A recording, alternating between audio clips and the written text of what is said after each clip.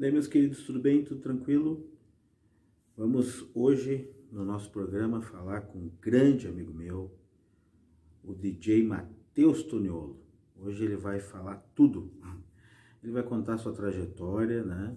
A nossa parceria. Foi um grande amigo meu, fizemos uma parceria profissional como DJ. E vocês vão conhecer a história dele. Grande Matheus. Vamos lá.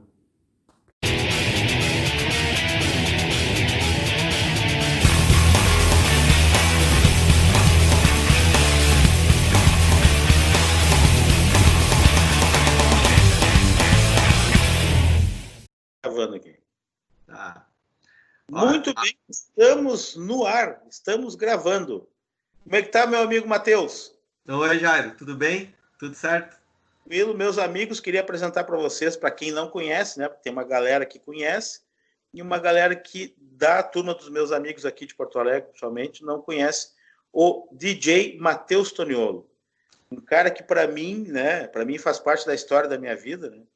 Porque por algum tempo fizemos uma dupla em algumas casas noturnas onde tocamos, né? A gente fez história, incomodou nos anos 90, apesar de sermos da época dos anos 80, né? A gente conseguiu ter esse privilégio de vivenciar os anos 80. Mas a gente foi se encontrar mesmo profissionalmente, fazer alguma coisa juntos nos anos 90, né?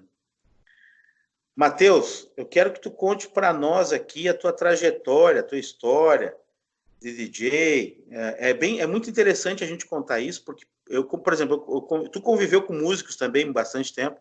Eu convivi com músicos a minha vida toda, praticamente.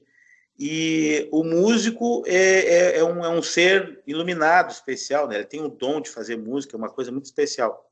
Sim. E para nós pessoas assim que reproduzimos as músicas desses caras, né? Para nós tem um outro tipo de prazer, né? Porque a gente vê o efeito que aquele cara faz nas pessoas, a felicidade que aquilo causa, né? E eu queria que tu contasse para nós aí, então, a tua trajetória, né? O que te fez gostar de tocar, o que te motivou, né? Eu, por exemplo, eu vou te contar rapidinho por que eu virei DJ, tá? Não sei se tu sabe disso. Acho que não. Eu virei DJ porque eu era o tímido da minha família. Eu era um cara muito envergonhado. E o meu irmão mais novo, o Johnny, ele organizava festinhas de garagem lá na garagem da casa da minha mãe. Ele convidava, então ele tinha a turma dos amigos dele, né? Porque ele é um ano mais novo que eu. E ele tinha os amigos e as gurias. E as gurias só podiam ir de tarde. Então a gente só podia fazer festinha de garagem de tarde. E aí eu queria participar do negócio, né? Eu queria participar da festinha. Mas eu não dançava, eu era tímido. Eu era um cavalo, né? Aí eu pensei, o que eu vou fazer para me enturmar, né? O que eu vou fazer para me enturmar na festinha, fazer parte da festinha? Aí me veio a ideia, eu vou ser o cara que vou botar música. Aí eu entrei pra turma. Aí, ó. Virei DJ por causa disso. Viu só? Então não é muito diferente. Eu não sou muito diferente. Não, cara, começou, né, pelo bom gosto não, mas pelo gosto pela arte musical, né? Na família já tem uma veia artística e para mim caiu a música, né? Meu irmão começou com um amigo nosso, Gustavo Bacelar, começou a fazer festinha de garagem. E eu, muito tímido também, que nem tu, não dançava. Não tinha jeito, não. Né? Nem um passinho pro lado e pro outro, assim, não rolava nada. Era sempre bicho do mato, sempre escondido. E escondido por escondido, eu acabava me escondendo onde os caras faziam o som, que eu achava legal, gostava da música, e me escondia lá. E eu comecei a pegar gosto pela coisa. Eu fui acompanhando o Rodrigo, meu irmão, e o Gustavo Bacelar, que ainda é DJ hoje, nas festinhas de garagem também que eles faziam. A coisa foi ficando bacana, até que aí acho que uns 14 anos de idade, 13, 14 anos, eu tive uma primeira experiência. Foi a minha primeira vez na cabine de som. Numa festinha de garagem dos amigos. Meu irmão e o Gustavo tomaram todas, perderam o rumo da história E não tinha ninguém para fazer som. E eu ali, com a mão coçando, né? Louco para pegar. Aí eu quero saber, eu não vou nem perguntar. Eu peguei um disco, acho que foi o disco do Talking Heads ainda, que um sucesso da música Love for Sale na época. Não lembro bem o ano, mas acho que isso era 88, 80, início de 89, acho que era 88. E toquei, e comecei. Ali foi a primeira vez mesmo. Ali que eu comecei. A coisa tomou forma, eu gostei. Meu irmão e o Gustavo se tornaram amadores profissionais, né? Aham, sim. Profissionalizaram no amadorismo. Aham. E isso foi crescendo. A coisa foi crescendo, eles foram pegando mais eventos e eu fui participando. Era basicamente as festinhas de aniversário do pessoal da rua, né? Que a Aham. gente pegava. Então eu só acompanhava. E cada vez fui gostando mais, cara. Até que um dia meu irmão abandonou o barco e eu fiquei junto com o Gustavo fazendo som, né? A vida nos levou para caminhos por caminhos diferentes, mas com o mesmo objetivo.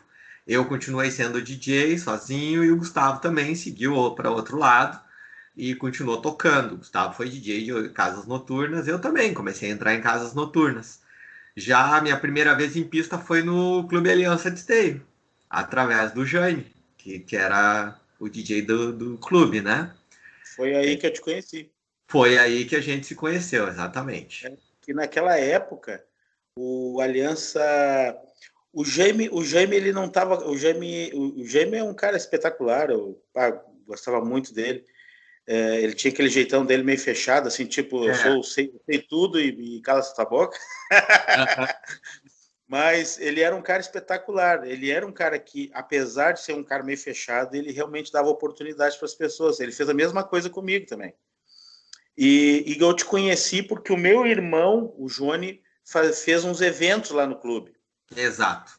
E eu me lembro que vocês foram convidados, mas aí no caso era um trio, vocês eram um trio, se não me engano. Era tu, o Gustavo Bacelar, eu não sei se era o Rodrigo contigo, que seria, no caso, tipo, o técnico, assim, né?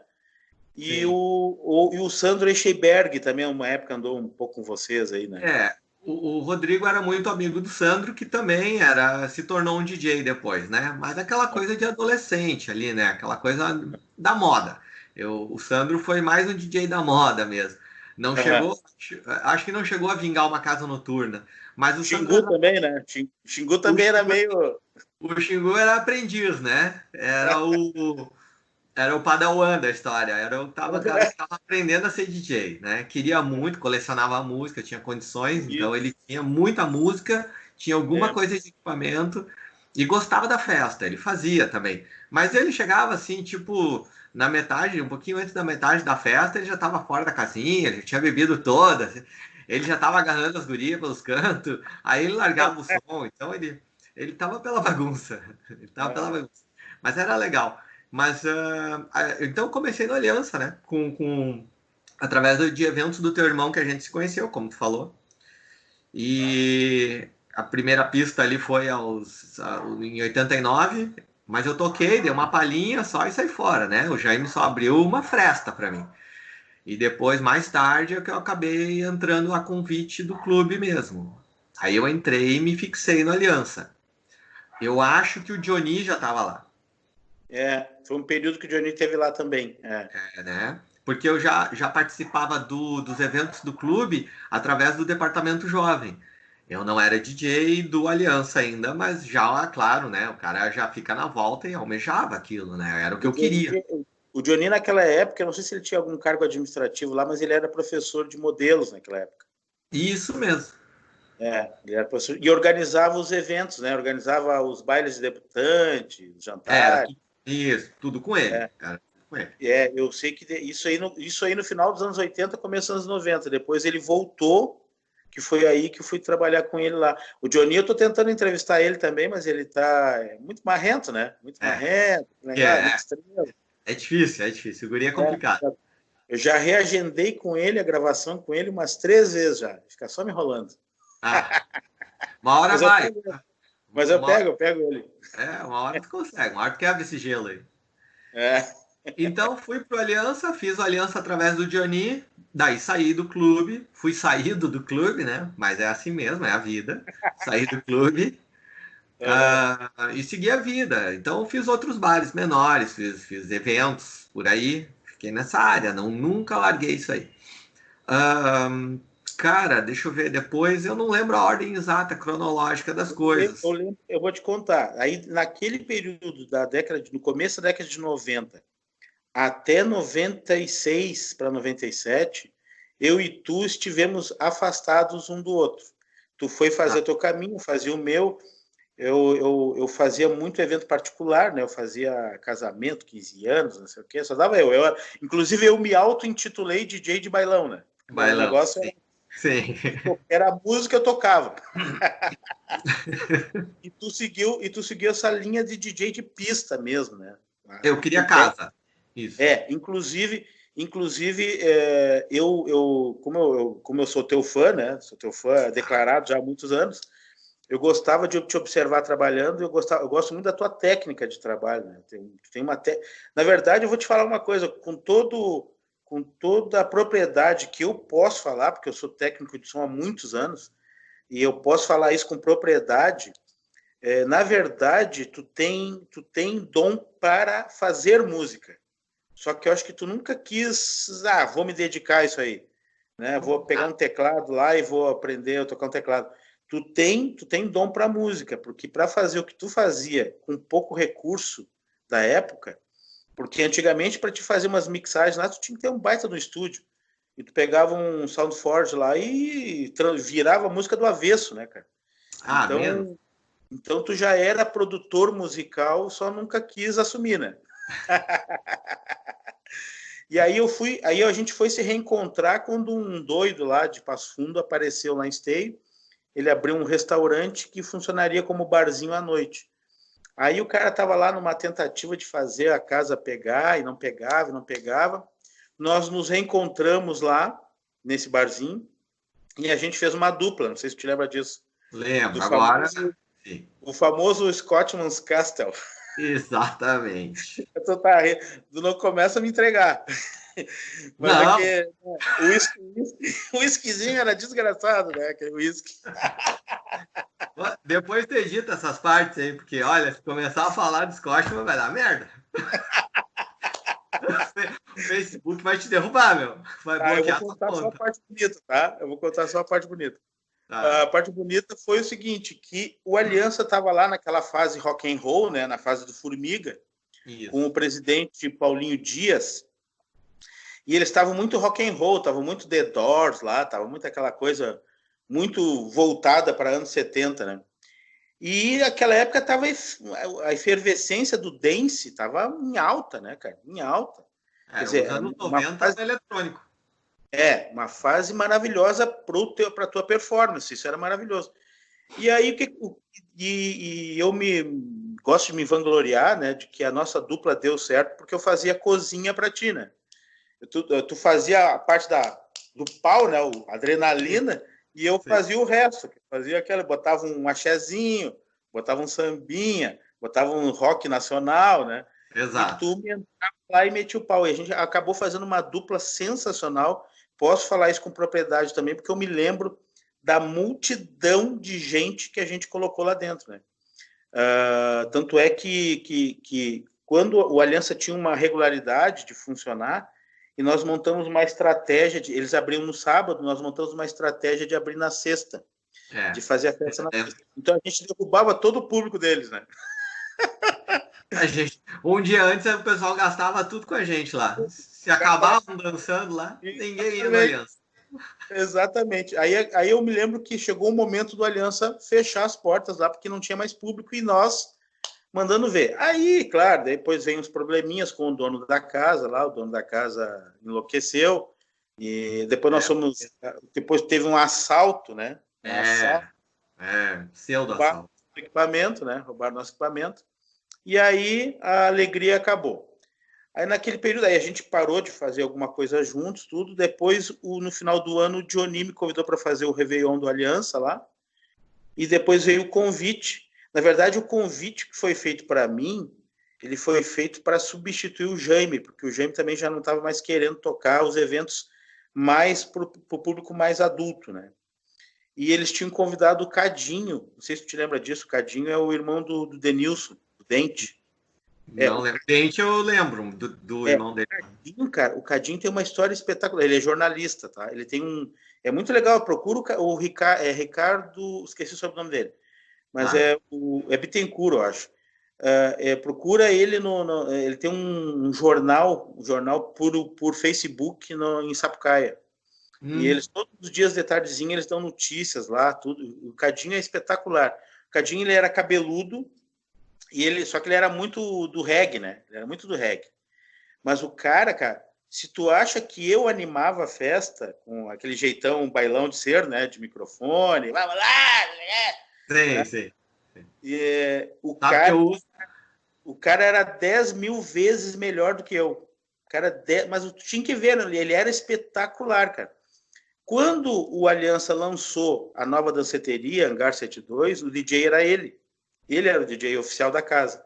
Ah, não sabia. E eu ia ser o DJ para substituir o Jaime para fazer os eventos, aqueles jantares especiais para casais, aquela coisa toda. Só que daí o Cadinho começou a ficar muito repetitivo, ele ficou muito fechado, é que nem o Formiga. Formiga é um cara espetacular do rock, mas ele fica em cima do rock. E aí o que acontece? O outro público, aquele que queria as outras coisas, começou, né? Opa, né? Quero. E clube é diferente de casa noturna, né? O clube tu tem que tocar para todo mundo. Entendi. E aí o Johnny pediu para mim dar uma encostadinha ali no Cadinho, ali, dar uma equilibrada. Aí acabei ficando ali e depois a gente voltou a fazer dupla de novo, né? Aí voltamos a nos encontrar no Aliança. Daí tu vinha como convidado. Aí nós fizemos uma coisa muito legal que eu quero deixar registrado aqui, que pelo fato de tu ser da área, ser do DJ de pista mesmo, DJ de casa noturna, de danceteria, tu tinha colegas, amigos teus DJs também que nossa senhora, né? Que os caras faziam coisas que se eles estivessem na Europa, eles seriam os caras dos grandes festivais de dance pelo mundo, né? Os teus amigos de Canoas, né? O Luciano. O Luciano Araújo, o Márcio Roxo, entre outros ali. Entre outros. E aí, através de ti, a gente teve a possibilidade de trazer para o Clube Aliança coisas que ninguém conhecia em Esteio, né? A gente tocou tipo de músicas lá com esses DJs, através de ti e eles. As pessoas tiveram a oportunidade de conhecer sons que ninguém conhecia, que era só coisa que tocava na Europa, nos Estados Unidos, sei lá. E então a gente foi pioneiro nisso também. A gente foi pioneiro na questão de botar uma guria para tocar, que era hoje a coisa mais normal do mundo, mas naquela época DJ mulher não existia, praticamente. Não existia. A gente foi, acho que nós somos os pioneiros, né? Na verdade, foi tu que colocou, né? Foi tu o primeiro a colocar. Aquele negócio que a gente conversou antes, né? Todo DJ é meio louco, né? E a gente fez esse negócio e até funcionou, deu certo, tudo, né? Pena que as meninas não continuaram as carreiras delas, mas hoje a gente tem vários representantes. Eu vi lá na live do Garage 80, 90, né? Uma menina. Foi muito bem, gostei dela também. Toca muito bem. Então, esse parênteses que eu queria colocar aí da nossa trajetória juntos aí foi isso, que eu tenho muito orgulho disso, eu queria te dizer isso até, tenho muito orgulho de ter ficado do teu lado, né? E poder ter encostar um pouquinho assim, poder dizer, já fiz uma duplinha com o Matheus, né? Não, eu digo o contrário, né? Eu fico feliz de ter aprendido que mais da metade mais da metade é pouco até. Quase tudo que eu sei de controle de microfone eu aprendi contigo, de comando de pista, e aprendi muito mais que isso, muito mais do que tu imagina. Tu tocando técnica, tu também é muito técnico, tu ensinou muita coisa. Tu pode não saber, mas o teu trabalho ali era uma aula, não era só tu tocar. Era uma escola para mim. Eu aprendi contigo, se tu aprendeu comigo, eu tenho certeza que eu aprendi muito mais contigo. Pode ter certeza que eu aprendi bastante contigo, sim. Então aprendemos bastante um com o outro. Eu aprendi muito. Daí eu me lembro que depois passaram-se uns anos, aí acabou a época de aliança lá, tudo mudou de diretoria, as coisas ficaram complicadas. E a gente voltou a se reencontrar de novo, porque daí tu foi tocar no Orange, te lembra disso? Isso, exatamente. Terminou o Scottman's Castle, tu foi para Aliança e eu já fui para o Orange. Eu fiz um pouquinho antes ali, um bar que teve ali, eu não lembro que período, se foi antes ou depois do Scotsman, que era o Brasil, alguma coisa, Espaço Aberto era o nome do Ah, lugar. sim, Eu não sim. lembro se foi antes ou depois do Scotsman, mas foi um Não me período lembro. ali. Eu Aí não me lembro. aquele, o mesmo local se transformou no Orange House. E aí Aham. sim, era tu no Aliança e eu competindo contigo do outro lado da rua no Orange House. Aí a peleia era forte. Aí era briga feia. Era briga é. feia. Tu E eu, dominava a um dia tu animação e me tu dominava a convidou. pista. Eu não sei se tu te lembra disso, mas um dia tu me convidou para animar fazer um microfone ali no Lembro? Orange. E Claro, aí claro. eu me entorpeci, eu não sei nem como eu fui para casa aquele dia depois. Velhos e bons tempos. Claro que eu Aí lembro. depois veio, eu acho que depois disso tudo, depois o Alessandro abriu, era do Alessandro Orange, né? Era uma sociedade do Alessandro e um primo dele, o Silvio E Luiz. depois ele abriu o Republic, lembra disso? Não, era Public só. Public Bar.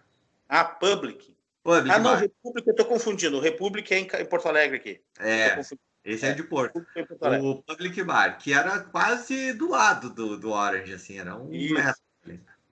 Daí tu tocou ali também, né?